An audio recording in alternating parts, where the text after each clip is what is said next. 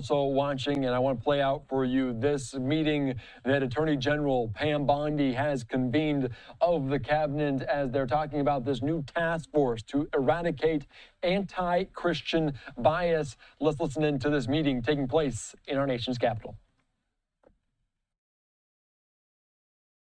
We're excited to be here for the launch of the task force to eradicate anti-Christian bias as outlined in the President's executive order. Joining me today are members of the task force and individuals who have been impacted by the anti-Christian bias.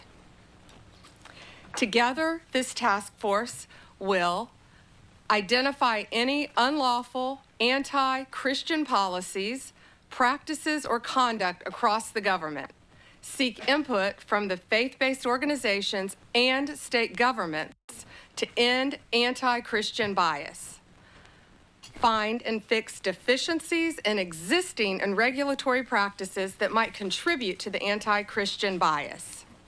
As President Trump has stated, the Biden administration engaged in an egregious pattern of targeting peaceful Christians while ignoring violent anti-Christian offenses.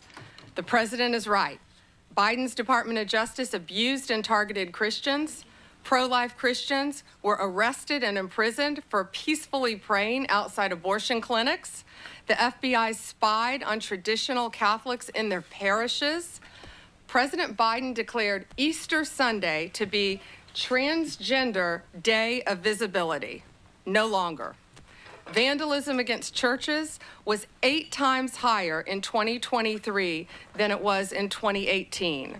And as at President Trump's directive, we ended those abuses at the Department of Justice on day one. We dropped 3 ongoing cases against pro-lifers and redefined the FACE Act to ensure that abuse would not continue and that American tax dollars were not used to support the weaponization of our legal system to target Christians.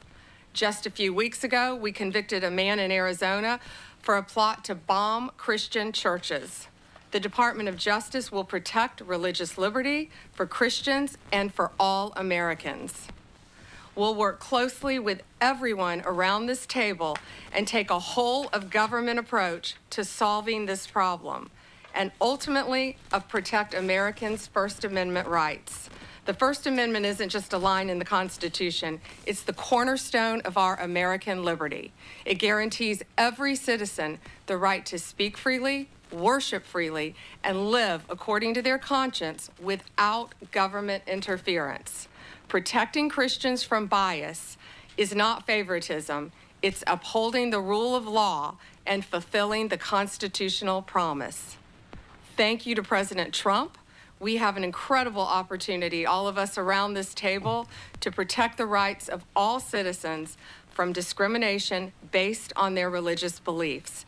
And thank you all for being here based on this executive order, and I look forward to doing great work together. Now, Deputy Attorney General Todd Blanche has a few words. Good afternoon, everybody.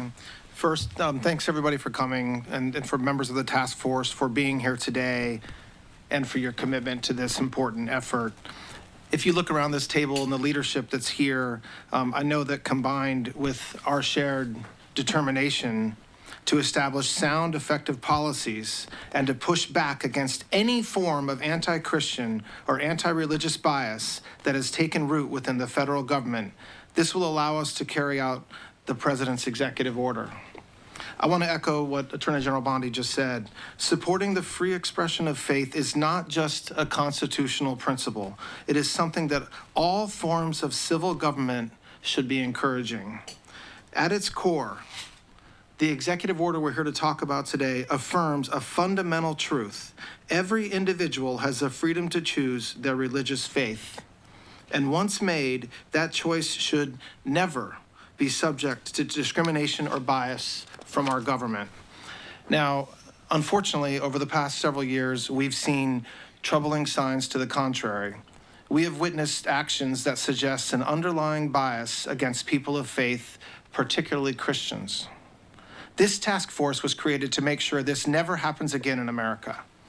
We will investigate what went wrong, uncover facts, and ultimately chart a path forward. So today, we're going to hear from individuals who will share their personal stories, stories that reflect broader trends and challenges from the Biden administration's policies. Policies that, frankly, strip people of their inalienable rights. We're also going to hear from members of this task force about the ways in which anti-Christian sentiment may have shown up in their departments or their agencies. A key challenge that we face is a public misunderstanding of our form of government. We're a constitutional republic, not a pure democracy. And this distinction matters because in a republic, individual rights are protected even when unpopular. And misunderstanding this distinction allows our institutions and media to misrepresent our founding principles. Our government's purpose is to secure rights, not restrict them.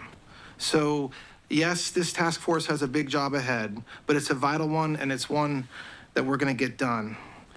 Finally, I want to thank the members of the media who are with us today. We appreciate your attention and your presence for this opening portion of the meeting. At this time, we'll be moving into our internal discussions, and so if you would please make your way out, we'll then continue with the rest of our work in a closed session. Thank you very much.